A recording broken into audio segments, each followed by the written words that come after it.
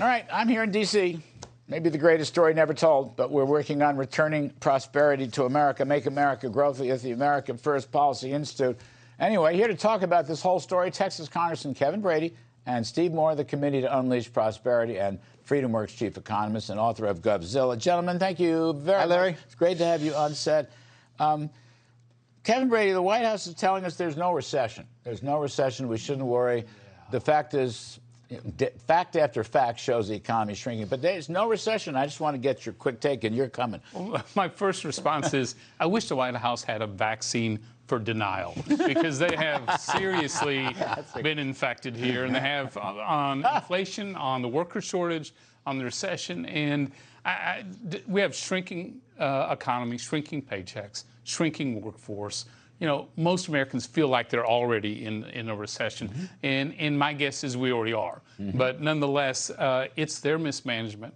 They've bungled this economy. I don't know a president who drove an economy faster into the ground than Joe Biden. 18 months. Really quite remarkable. Didn't take long. I mean, he inherited, just review, he inherited a 6% economy with less than 2% inflation. It was a V-shaped recovery coming out of the COVID pandemic, and they just brought it down with their ideology, with their radical policies. Yep. That's right. And don't forget, we were energy independent in January of 2021 for the first time in our lifetimes. You know, the irony of this story is that they tried to take recession sort of talk off the table, and that's all anybody's been talking about. So it totally backfired, even as a communication strategy. But look, it doesn't matter whether you think we're in a recession, or Kevin thinks we're in a recession, or I do, or the media. The American people think we're in a recession. When you've got 80% of Americans who say the economy is headed in the wrong direction, I mean, those are worse than Jimmy Carter numbers, for goodness sakes. So I pray every night that I pray for Joe Manchin's health, because he's been an amazing savior. But also, I mean, I just hope that Joe Biden can somehow shift his policies in a more pro-growth direction, because they've been really aimed at a big government socialist agenda, and it never works. Well, so all three of us would agree with that, and all three of us know he's not going to do that. I mean, he's had plenty of chances to reset. Maybe if they get blown up in the election, maybe, but I don't really think so. But Kevin, so let's just say we want to have a regime change in economic policy. That's what we're gunning for. This conference we've had today, this summit for America First, that's what really that is, a regime change. What would you like to see? Yeah, so if we want to restore pro-growth, in really supply side growth that can help with inflation, you have to do what we have all talked about, but you two especially, your whole lifetime, which is we need to control spending. We need to get the COVID-era spending. Right. Don't fuel inflation any further. Secondly, we need to make those lower tax cuts, especially for families, Main Street businesses, permanently low, especially right now as we see around the world. Other countries are lowering their business rates to fight inflation. We shouldn't be raising ours. Thirdly, workers. Look, that's the capital we need. They're not back.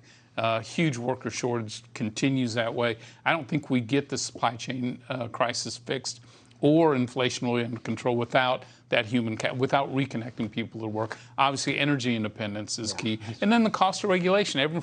People forget about this unless you're in business and you know how more expensive it is today, you know, to operate your business, and that comes through in higher prices. So I think we're pretty much on the same page. I was running a panel today. We had Lindsey Graham and Senator Lum. It was a great panel, Steve Scalise. But look, here's this real quick. On the regulation stuff, in 2021, Biden federal agencies put up $201 billion worth of new regulatory costs. That's 3 times what Obama did in his first year, and 40 times what Trump did. Actually, Trump cut regulation. So the last one, Steve, the net present value of these regulatory burdens comes to, get this, $2 trillion per year.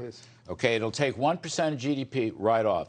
Now that's literally strangling and choking the economy. It's got to stop. So we were looking at those numbers. Remember, Trump, I think the final numbers for Trump is that he eliminated about 8 regulations for every new regulation.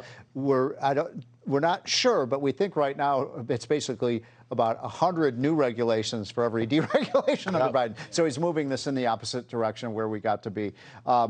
I would just add two things to what you said. I'm a Steve Forbes flat tax guy. Yep. I mean, let's just flatten. And I know you are too. Let's get there. And the other one, how about this? A pro-economic growth immigration policy where we get the brainiacs in this country. You've talked a lot about this. We get the best and the brightest. That's what's made America great. We need the workers right now. Legal workers. Yeah, legal, of course. Legal workers. Coming in legally. Can we do that? Yeah, Can we get these folks in legally? The ones that speak some English, know some American history. I'm just saying. Trump gets blamed for being anti-immigrant. He had a great immigration plan. Right. We had proposed a very good package, which the did. Democrats blew up. Yeah. I mean, and by the way, you got to have border protection. Huh? I mean, you're from Texas. I mean, good heavens. Look, I remember the president making calls on our behalf for shutting the back door of illegal immigration, fixing the front door, legal immigration. It's really broken. Making sure people weren't getting green cards because of who they knew, but because of the skills they were bringing to America. In return for, at that point, it was legal status for the dreamers. Sort of that balanced package that would have been a great first step towards solving this. But you Every know what, Democrat that's not voted going to against happen? Because the Democrats don't want to fix the immigration system. They want to use it as a sword. And this is one of the reasons Hispanics are moving, and in your state, towards the Republican Party, right? In a big way. For You legal. saw this. Hispanics want legal immigration. Legal. There's a populist revolt against the craziness over 2 million. No doubt. Kevin, before I lose you, I want to talk about, develop, and promote a balanced budget.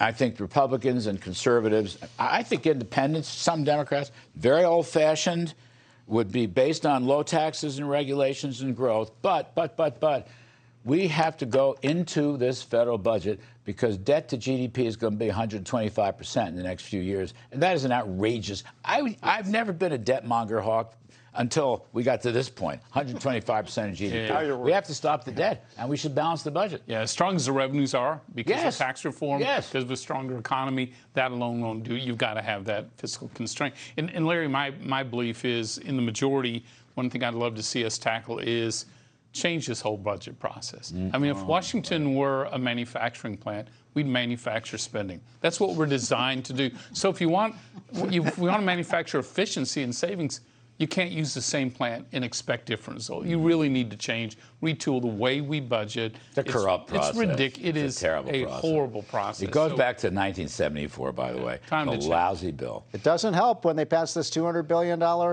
I've heard big corporate welfare bill today, Larry, with that. Republican support. Let's start a chip company, man. They're going to give us tax breaks, government spending. I know it's all disheartening, but I didn't want to talk about it because Kevin's here, and we wanted to be upbeat and optimistic. We have a regime change in economic policy. Agreed on it? You agree with that, Kevin? Absolutely. Kevin Brady. Look, the American people deserve it. They just Steve do. Moore, terrific stuff. I got to get out. Kevin Brady, Steve Moore, once again.